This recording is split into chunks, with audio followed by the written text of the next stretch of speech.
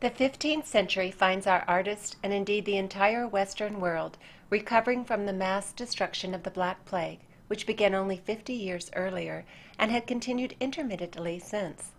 But out of the ashes arose new thought, new inventions, and new ways of looking at the world through the eyes of the artist.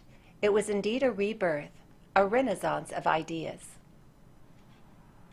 The Milan Cathedral in Italy was begun during this period by experts from the different regions of Western civilization, France, Italy, Germany, and England. They argued among themselves and eventually designed the cathedral with a mixture of the past Gothic elements and what was to become the new classical style of Renaissance Italy. But our slideshow this week takes us north into Flanders, an area that is today Belgium, the Netherlands, Luxembourg, and part of Northern Europe. Its thriving economy allowed for much public and private art to be commissioned by the church, the royalty, and even the craft guilds of the day. Portraits became a major source of income for artists. The donors of religious works showed up in their commissioned works. Royalty and private patrons requested their personages to adorn their walls, chapels, and legal documented events. These next paintings are portraits by Roger van der Weyden. The popularity of portraiture was directly related to the skill of the Flemish artists, who were able to create portraits of striking resemblance to their models. With the financial support that was necessary to the arts, the artists were able to hone their crafts and to develop helpful mechanical techniques to improve not only their images, but their production as well. Experimentation with helpful devices allowed the artist to recreate details in correct specificity to make them believable and relevant to the painting composition. One such device the Dutch artist Vermeer used in the 17th century could have been experimented with 200 years earlier. The camera obscura had been known since very early times. Greek philosophers, the ancient Chinese, and even Roger Bacon in the 13th century wrote about the principles of the camera's light and imagery. The Flemish artists, with their desire to capture detail and texture in their artwork, most assuredly applied methods of invention that allowed them to create art to the best of their ability. Jan van Eyck's faithful depiction of his subjects included such details as seen in the red veins of the eyes in the man with a red turban, and the awkward facial features of the husband in his portrait of Giovanni Arnolfini and his wife. This next painting of the Madonna in the Cathedral by Van Eyck shows an astounding detail of interior arches of the cathedral. The Ghent altarpiece is considered by some to be the most sought-after piece of art. It was painted in 1431 by both Jan van Eyck and his brother Herbert van Eyck for the Ghent church in Bruges. The incredible riches in the jewels and clothing reflects the Northern Renaissance love of detail. When folded, the outside panels show the donors on either side kneeling in worship. This image appeared early in our slideshow.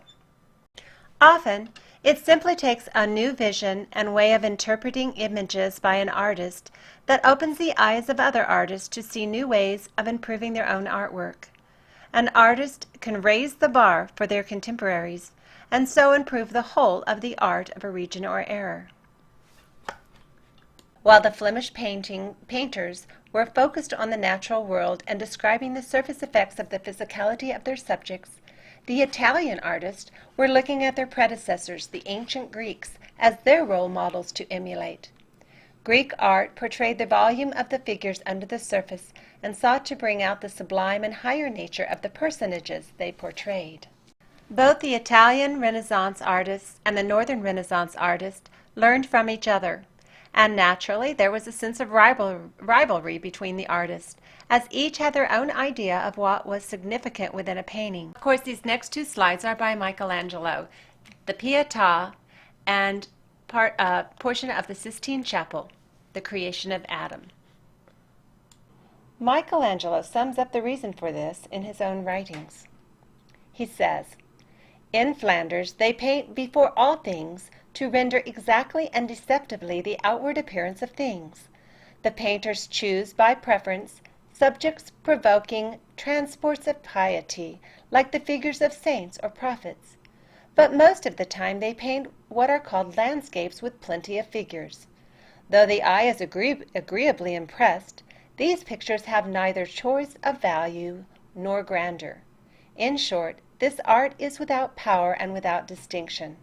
It aims at rendering minutely many things at the same time, of which a single one would suffice to call forth a man's whole application. Rogier van der Weyden painted St. Luke drawing the Virgin. It is a depiction of an artist at his work, and was commissioned by the Brussels Artists' Guild. It is also said to be a self-portrait of Rogier, and perhaps his wife was the model for the Virgin Mary.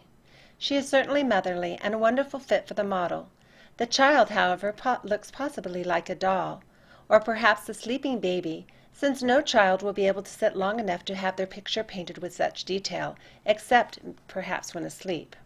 If it is a self-portrait of Rogier, he would have needed to employ some technical invention to be able to render his face in profile with such realistic detail as seen in the highlight and lowlights of the facial features. The room, however, was possibly designed with an inaccurate attempt to use one-point perspective, as is apparent in the strange angles of the pillar bases.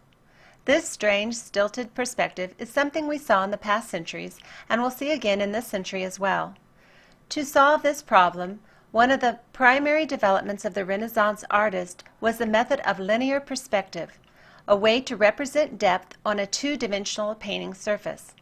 Of course, since it was a mathematical formula, some artists were better at plugging in the numbers than others. A linear perspective, though it helps a lot in believability, it has its limitations. The world outside a window is complicated and goes beyond simple math formulas. In this painting of an altarpiece by Melchior Brodelum, installed in the chapel of the Chartreuse de Champol in France, we see the awkward building structures most likely derived from this misinterpreting mathematical formulas of perspective. This altarpiece in Dijon, France, however, is a lovely example of the fine detail not only in the structures and the figures, but most especially in the landscapes that are examples of the Northern Renaissance style. This painting is also an early example of the use of oil paint. Oil painting was further developed and became popular in Flanders. Its use spread throughout the Western art world and became a favorite of the Italian Renaissance painters. It allowed more flexibility in the choice of painting surfaces and, more importantly, created warmer, richer colors and the ability to refine all aspects of the painting process. The colors dried slower and more evenly, and the beautiful effects were created by layering the oil paint. The control the artists now had over the oil paint when creating their art was a dramatic change in the paintings we see, such as the Merode altarpiece by Robert Campin, a leading Flemish painter after Brodelum. The details in this painting, such as the hair, the lattice work, and even the tools in the workshop, show a refined level of application, and the subtle shadows were created by the layers of translucent paint that could now be applied in numerous layers. As we see here in the Ghent altarpiece again, painted by the Van Eycks, the entire painting is a masterpiece in finely rendered backgrounds, where even the roses on the bushes are evident, the fine lines of the central sun beaming down upon the altar and the attendants, and the numerous figures clad in finery where even the detail on the trim is included. This altarpiece by Hans Memling, Virgin and Saints, is a center panel in the Hospital Saint-Jean in Belgium. It is another fine example of Flemish detail. The brocades and golden details are rich in color and depth. The use of perspective, though still a bit unreal as visible in the slightly skewed pillars, is a bit more accurate to the eye and effective in representing space. Although the fame of the artists of Flanders was recognized throughout Europe, it was rare that a Flemish painter received a commission in Italy. Hugo van der Goes, however, was given this commission for a family chapel in Florence. Adoration of the Shepherds was a painting by Hugo using both tempera and oils. Here also is the fine details of the costumes and backgrounds. Manuscript paintings were a large avenue of work for the Flemish artists. The Limburg brothers, Paul, Herman, and Jean from the Netherlands, created these beautiful illustrations pour les très riches airs des Ducs de Berry, which translates, the very sumptuous hours of the Duke of Berry. The Book of Hours was a prayer book with prayers to be read privately during the hours of the days. Here again is the lavish use of blue, showing the wealth of the Duke of Berry.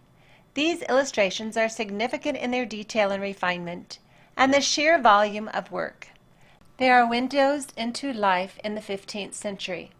And what 15th century manuscript would be without its version of skyscrapers?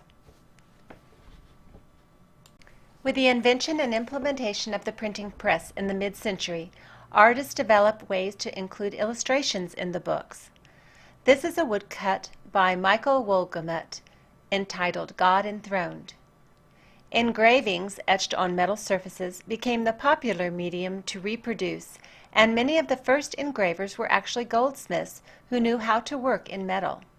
This is an example by Martin Schongauer, son of a goldsmith, showing how rendering could be created by employing numerous scratches in the metal surface in specific directions and developing the imagery using only lines that could be marked into the engraving plate. This subject is youthful and reminds us of comic books today. Because of the restrictions of the engraver's medium and the immediate need that opened up for art, the initial book illustrations tended to be simple and cartoon-like. But illustrations like this became a new art form in itself as the creativity of the artists met up with the challenge. This magnificent wood carving was done by Tilman Riemenschneider in Germany towards the last part of the 15th century. It is an altarpiece in the Kregeln Church. The figures are in the style of the Italian Renaissance, and the lattice-work details are reminiscent of the Gothic ornamentation. Germany's reputation for fine wood carvings has continued through the ages to present day.